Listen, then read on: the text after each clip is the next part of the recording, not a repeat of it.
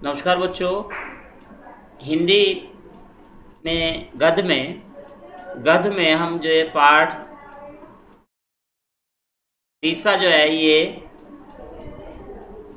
जो है दो पार्ट जो है दूसरा पार्ट कटा हुआ है, लेकिन ये पार्ट जो है आपका आचार्य हजारी प्रसाद द्विवेदी जी जो है अशोक के फूल वो है, लेकिन इसकी हम जीवनी देखेंगे पहले कि आचार्य हजारी प्रसाद द्विवेदी एक सम्मानित साहित्यकार है और इन्हें आचार्य पद के साथ साथ इनके साथ सहज रूप में जुड़ा।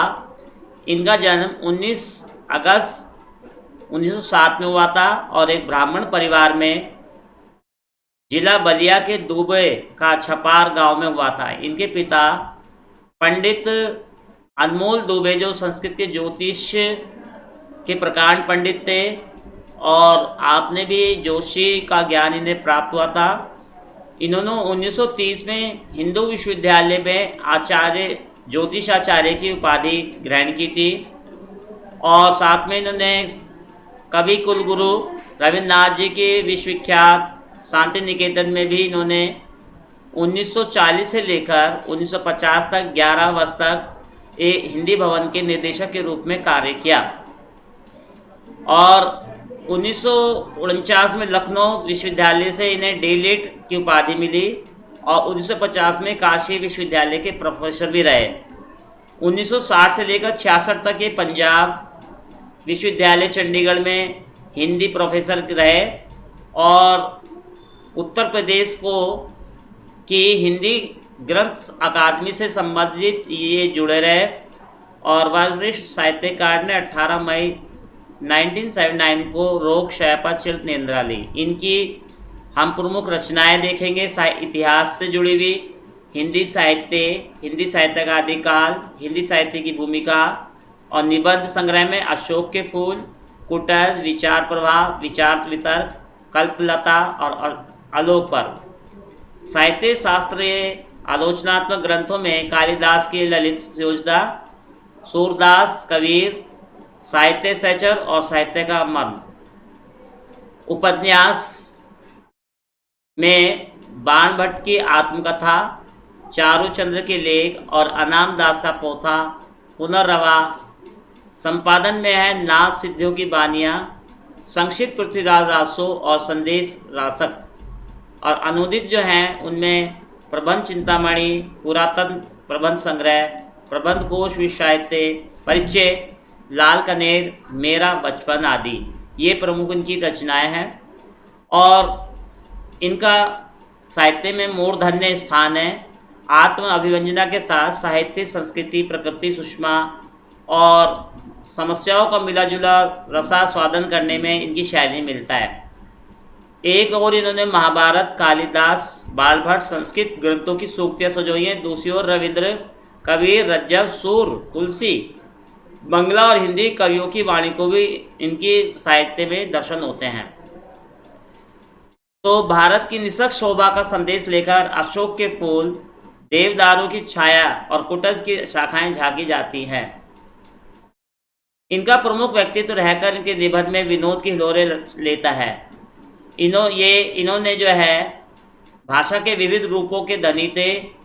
इन्होंने संस्कृत, अपभ्रंश, अंग्रेजी और हिंदी भाषाओं पर अधिकार था। साथ साथ इन्होंने संस्कृत के शब्दन, तत्सम और तद्भव देशज शब्दों का भी कुशलता से प्रयोग किया और इन्होंने अपनी भाषा में मुहावरे और लोकोक्तों का प्रयोग किया। आपका शब्द चयन सटीक और अच्छा है। आपकी भाषा अलंकारिक और चित्रात्मक है। द्विवेदी की शैली जो है विचारात्मक है और प्रधान है। वाक्य छोटे छोटे हैं, वाक्य ना अधिक लंबे हैं और शैली भाषा तत्सम प्रधान है और कई वर्णन प्रसंगों में वर्णात्मक शैली का द्विवेदी जी ने प्रयोग किया है।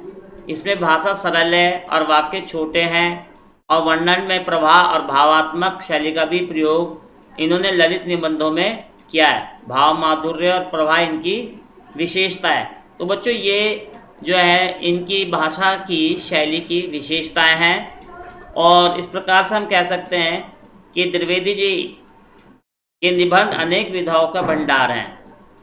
और ज्ञान गरिमा के साथ ललित्य का इसको में अद्भुत योग है। तो ये आचार्य प्रसाद द्विवेदी जी की साहित्यिक विशेषताएं हैं, उनकी रचनाओं की। आइए उसका लिखा हम पाठ देखते हैं। अशोक के फूल। अशोक का बच्चों ये एक निबंध है।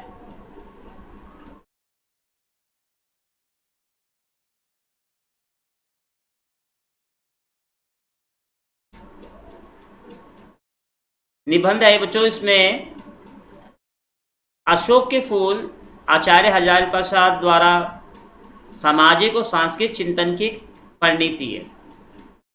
इसे सामंती सभ्यता और परिष्कृत रुचि का प्रतीक माना जाता है। भारतीय परंपरा में अशोक के फूल दो प्रकार के होते हैं। एक तो सफ़ेद जो तांत्रिक क्रियाओं के लिए किए जाते हैं, और दूसरे लाल पुष्प जो स्मृति वर्धक होते हैं, यानी याददाश्त बढ़ाने वाले होते हैं। और कंदर के 5 तुरीणों में स्थान पाने वाला अशोक का फूल आज उपेक्षित क्यों है? कंदर माने जो है कामदेव के, तुरीण माने बाण, जबकि अशोक वृक्ष की पूजा गंधर्वों और यक्षों की देन है। अशोक के जो फूल थे उसकी जो है गंधर्वों ने, यक्षों ने पूजा की थी, और भारतवर्ष में स्वर्ण युग इस पुष्प के समान दल में मादकता को लहरा रहा है। तो हम देखेंगे कालिदास ने जैसी दृष्टि आवश्यक है, लेखक ने अपनी बहुमूल्य संस्कृति की दौर द्वारा इनकी उपेक्षा करने की ओर संकेत दिया है। 2000 वर्ष पहले अशोक आज भी मस्ती में झूम रहा है।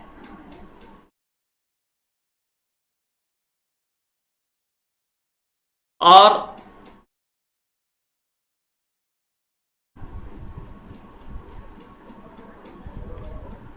द्विवेदी जी की सूक्ष्म पैनी दृष्टि उन छोटी छोटी महत्वपूर्ण चीजों को देखे बिना नहीं रह सकती।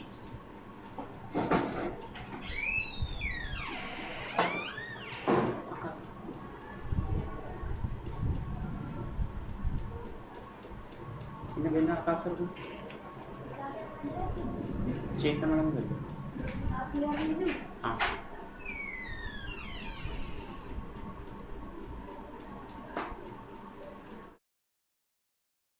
और बहुत सोच समझकर कद्दर देवता ने लाखों पुष्पों को छोड़कर सिर्फ 5 फूल ही अपने तुरीण में स्थान देने योग्य बनाए।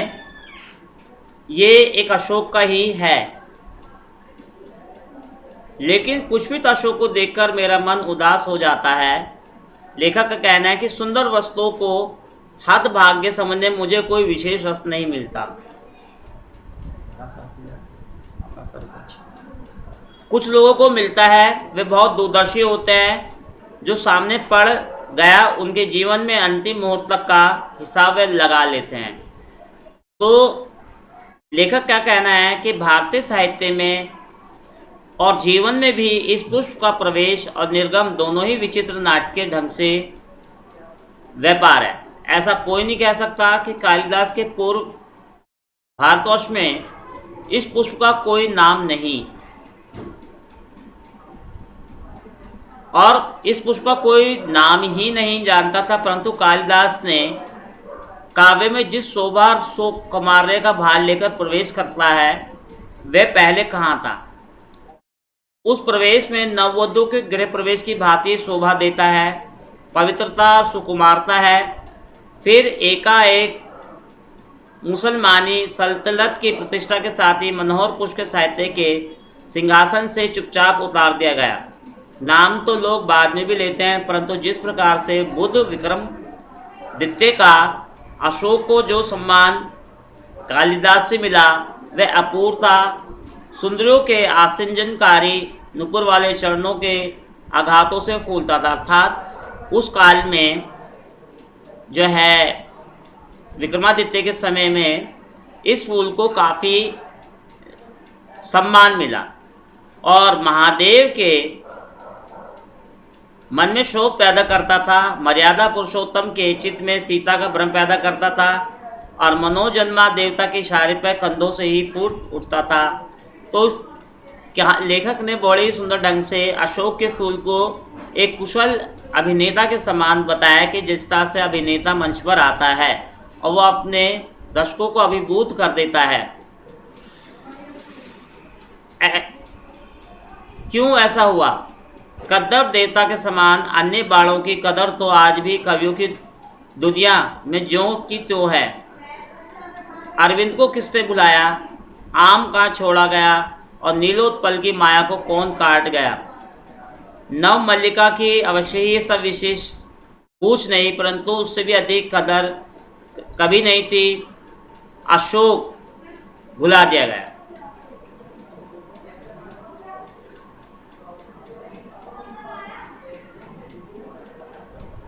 मेरा मन घुमड़ घुमड़ कर भारतीय रस साधना के पिछले हजारों वर्ष पर बरस जाना चाहता है। क्या वे मनोहर पुष्प भुलाने की चीज थी? नहीं।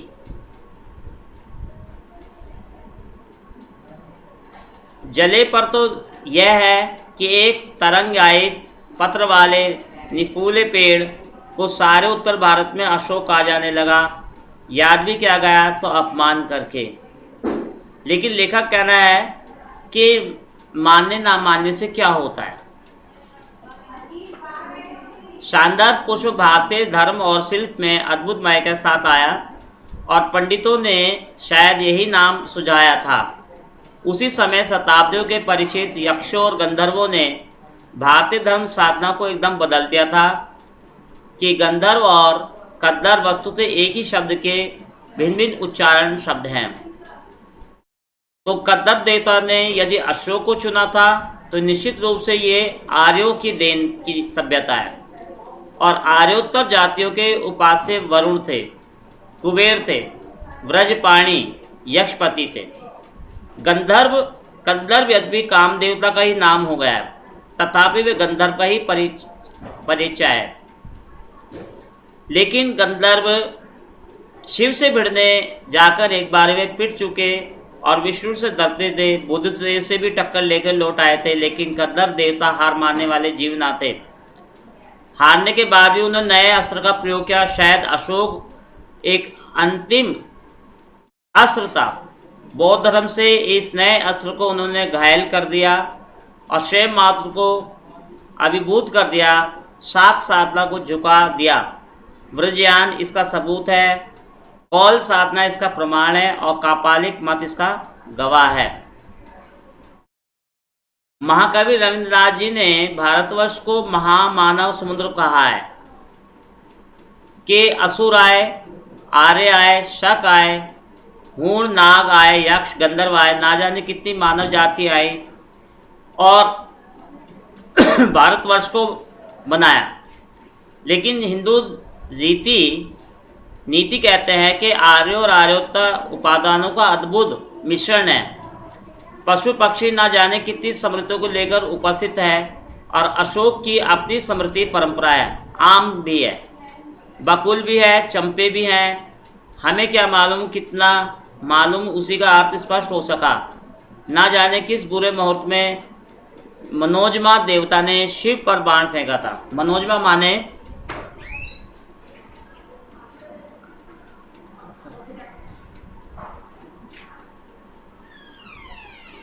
बाण फेंका था, अर्थात जब शिवजी तपस्या कर रहे थे तो कामदेव ने उनकी तपस्या भंग की थी और उनकी तीसरी आंख से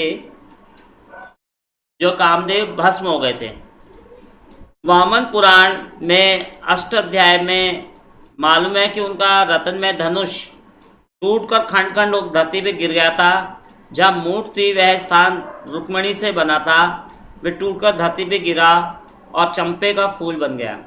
हीरे का बना हुआ था, नहा स्थान था, वह टूटकर गिरा और मौलसरी की मनोहरी पुष्पों में बदल गया। अच्छा हुआ इंद्र नली नील मणियों का बना हुआ कोटि देश भी टूट गया और सुंदर पाटल पुष्पों में बदल गया। यह भी बुरा नहीं हुआ, लेकिन सबसे सुंदर बात है चंद्रकांत मणियों का बना हुआ मध्य देश टूटकर चमेली बन गया और विदुम्र की बनी निम्न कोटि बेला बन गई। तो इस प्रकार से स्वर्गीय वस्तुएं धरती से मिले बिना मनोहर नहीं लगती। परंतु मैं दूसरी बात कहते हैं लेखक के, उनका रहस्य यह है कि क्या पुराणकार की कल्पना करना, भारतीय संस्कृति की ये फूल संस्कृति गंधर्वों की देन है। एक निश्चित काल के पूर्व फूलों की चर्चा करना हमारे साहित्य में नहीं मिलती। सोम तो निश्चित रूप में गंधर्वों से खरीदा जाता था और यज्ञ विधि में विधान सुरक्षित रह गया।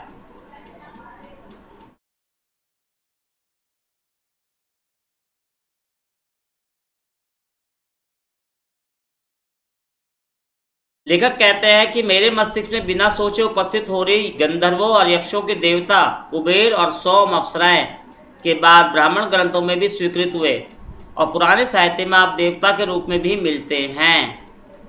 और उन्होंने बताया कि बौद्ध साहित्य में भी बुद्ध देव को अनेक बाधाएं देते हुए अनेक कथाएं आती हैं और स्त्रियां वृक्षों के अब देवता यक्षों के पास संतान कामनी होकर जाया करती थी और यक्ष यक्षिणियाँ साधारणतः विलासी और उर्वरता जनक देवता समझे जाते थे। कुबेर तो अक्षय निधि थे, अक्षय निधि मतलब धन के देवता थे।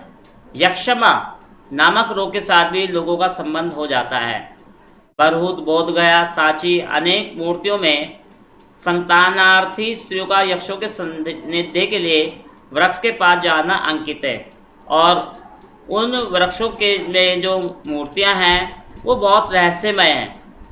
सुंदरियों के चरण ताड़न से दोहन का संसार होता है और परावर्ती धर्म ग्रंथों से पता चलता है कि चैत्र शुक्ल अष्टमी को व्रत करने से अशोक की 8 पत्तियों के भक्षण से स्त्री की संतान कामना फलवती होती है। अशोक के बारे में बताया कि 2 प्रकार के होते हैं, एक लाल और एक सफ़ेद। सफ़ेद तो तांत्रिक क्रियाओं के लिए होता है और लाल स्मरणवर्धक होता है। लेखक कहना है कि मुझे प्राचीन युग की बात मालूम होती है कि आर्यों का लिखा हुआ साहित्य ही हमारे पास बचा है। उसमें कुछ आर्य दृष्टिगत से ही देखा गया कि आर्यों से अनेक जातियों का संघर्ष हुआ और ये बात इतनी पुरानी कि सभी संघर्षकारी शक्तियां बाद में देव योनि जाति मान ली गई, अर्थात उन्हें देवता बना दिया गया। फिर दानवों, दैत्यों और राक्षसों में संघर्ष हुआ और यक्षों से कोई संघर्ष नहीं हुआ। वे शायद शांतप्रिय जाति थी।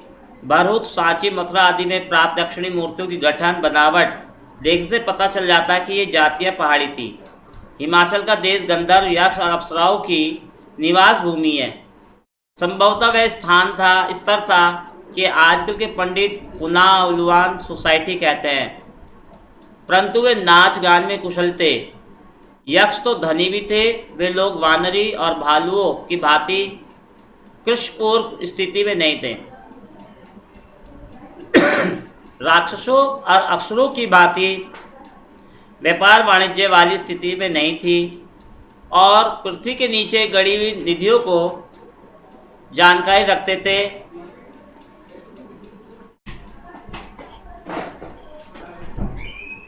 एक मिनट ये देखना, ये अड़ा आवाज थे। कोई नहीं, बनाते रहो। अच्छा मैं चल फिर मैं तो बोलता रहा, मैंने बच्चों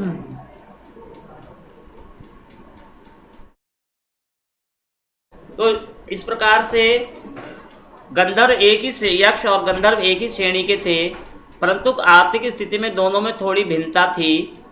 किस प्रकार कद्दर देवता अपनी गंधर्व सेना के साथ इंद्र का मुसाहिब बनना पड़ा, एक कथा इन्होंने बताई है और इसने बताया कि हम उसे क्यों रटे जाएं। प्राकृतिक यह है कि बहुत पुराने ज़माने में आर्य लोगों को अनेक जातियों से निपटना पड़ा और परवर्ती साहित्य में उनका स्मरण घृणा के साथ किया गया। जो सहजी मित्र बन गई, उनके प्रति अवज्ञा और उपेक्षा का भाव नहीं रहा। असुर, राक्षस, दानव, दैत्य पहली श्रेणी में, यक्ष, किन्नर, सिद्ध, विद्याधर, वानर, भालू दूसरी श्रेणी में आते हैं। परावर्ती हिंदू समाज इन सबको बड़ी अद्भुत शक्तियों का आशय मानता है। इसमें देवता बुद्धि का पोषण करता है। अशोक के वृक्ष की पूजा इन्हीं गंधर्वों और यक्षों की देन है और पूजा अशोक की नहीं बल्कि उनके अधिष्ठाता कदर्प देवता की होती थी। इसे ही मदनोत्सव कहते हैं। महाराज भोज के सरस्वती कंठाभरण से जान पड़ता है कि ये उत्सव त्रयोदशी के दिन होता था।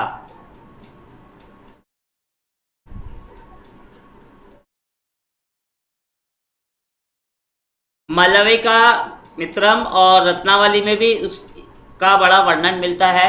लेखक का कहना है कभी कभी राजे रानी अपने स्थान पर किसी पूर्व सुंदरी को नियुक्त कर देती थी और कोमल हाथों में अशोक फलों का एक कोमलतर गुच्छा आया। ये कोमल अशोक का ही अलंकृत से रंजित नुपुरमय चरणों से मृदु भाष से अशोक का पाद देश आघात हुआ और नीचे हल्की रुमझुन और ऊपर लाल फूलों का उल्लास। किसलिए कुसुम स्वतों की मनोहर छाया के नीचे स्वाटिक के आसन पर अपने प्रिय को बैठकर सुंदर अबीर कुमकुम चंदन और पुष्प संभार से पहले कदर्प देवता की पूजा किया करती थी और बाद में सुकुमार भंगिमा से पति के चरणों में पुष्प अंजलियां बिखेर देती थी। तो कवि का मानना है कि अशोक में आज भी वही मादकता है। और कौन कहता है कि दुनिया बड़ी भुलक्कड़ है, केवल उतना ही याद रखती जितना उसका स्वाद साधता है। अशोक का वृक्ष जितना भी मनोहर है उतना ही रहस्यमय भी है और उतना ही अलंकार में विशाल है, परिष्कृत है। उसके रक्त से संसार कणों को खाकर बड़ी हुई थी। लाखों करोड़ों की उपेक्षा समृद्धि से सामंत उखड़ गए और मदनोत्सव की धूम भी मिट गई। संतान कामिनों को गंधर्व से अधिक शक्तिशाली देवताओं का वरदान मिलने लगा। पीरों ने, भूत पैरों ने, काली दुर्गा ने यक्षों की इज्जत घटा दी और दुनिया अपने रास्ते पे चली गई और अशोक का फूल जो है पीछे रह गया। लेखक ने बताया कि किस प्रकार से अशोक का फूल का जो है पतन हुआ। लेखक कहते हैं कि मुझे भी मानव जाति के दुर्गम निर्मम धारा के हजार रूप साफ दिखाई दिया। मनुष्य की शक्ति बड़ी ही निर्मम है और सभ्यता संस्कृति वृद्धा बेकार में ही मोह को रोधती चली गई। ना जाने धर्माचारों, विश्वासों, त्योहारों को धोती बहाती जीवन धारा आगे बढ़ी और संघर्षों से मनुष्य ने एक नई शक्ति पाई। ना जाने कितने ग्रहण और त्याग का रूप है। देश की जाति विशुद्ध संस्कृति देने की बात है। सब कुछ मिलावट है, सब कुछ अविशुद्ध है और मनुष्य की दुर्दुम जिज्ञासा, जीने की इच्छा वह गंगा की आबादित धारा के समान हजम करने वाली पवित्र है। और धन्य हो महाकाल, तुमने कितनी बार मदन देवता का गर्भ खंडन किया और धर्मराज के कारागार में क्रांति मचाई। यमराज के निर्णयों को भी तारल्य को भी पी लिया। विधाता के सर्वकृत्य के अभिमान को चूर्ण किया। आज हमारे भीतर जो मोह है, संस्कृति और कला के नाम पर जो आसक्ति है, धर्माचार और सत्यनिष्ठा के नाम पर जालिम है, उसमें का कितने का भाग तुम्हारे कुंठ नृत्य से ध्वस्त हो जाएगा। मनुष्य की जीवन धारा अपनी मस्ती से चलती चल जाएगी। कल ना जाने किस वस्तु को देखकर हृदय में उदासी दिखाई दे। मैं इन बातों को मूल्यवान समझ रहा हूँ और उसमें ना कितनी जिएंगी और कितनी बह जाएंगी कौन जानता है। मैं शोक से उदास हुआ। माया कटते नहीं कटती और युग के साहित्य शिल्प को मसल देते हैं, अशोक के फूल नहीं। इसलिए को भी कुरेद रहे।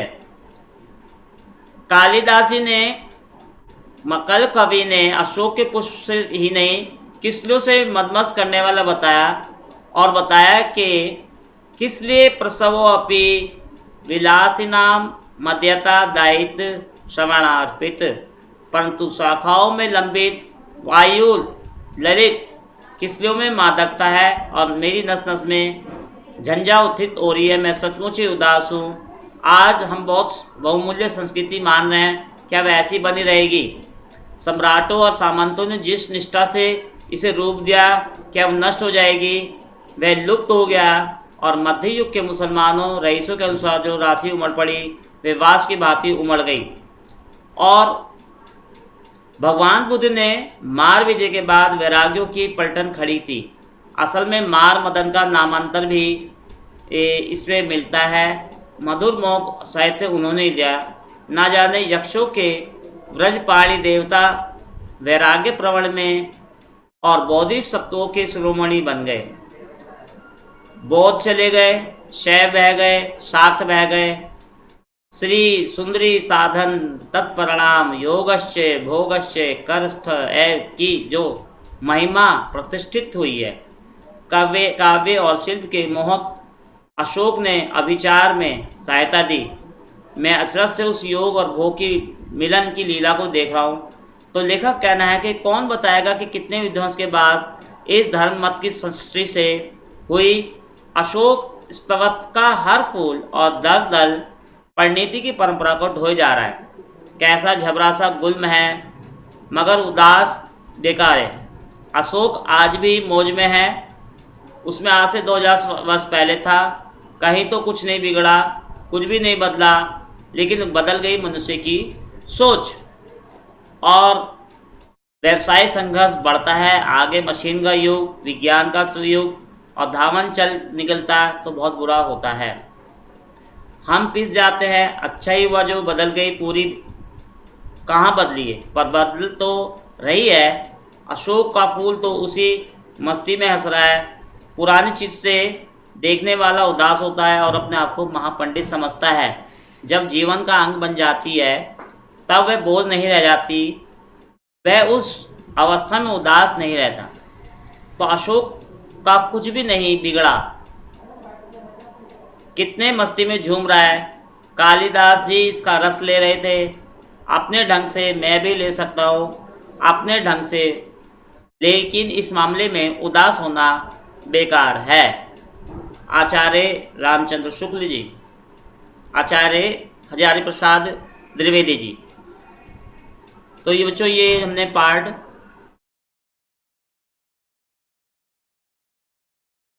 हमने पढ़ा। इसमें जो है आचार्य हजारी प्रसाद द्विवेदी जी ने अशोक के फूल के बारे में, उसके इतिहास और उसका महत्व बताया। तो यहाँ पे कुछ शब्दार्थ हैं। तूणीन माने बाण, सानिध्य निकट, अस्तवक माने गुलदस्ता। मेरे नंबर पर क्लास में सेंड करना है साथ ही साथ। सुकुमार कोमल, कर्णावतस माने कान में कह पहनने वाला, और मनोजन्मा माने कामदेव। व्रजपाणी इंद्र, कद्दर माने कामदेव, बकुल माने बगुला, और दर्दुर माने दुर्लभ, और वर्ता माने उपजाऊ। सनुपुर घुंघरू और जिजीशा ने जीने की इच्छा। ये शब्दार्थ है बच्चों, देख लें ध्यान से।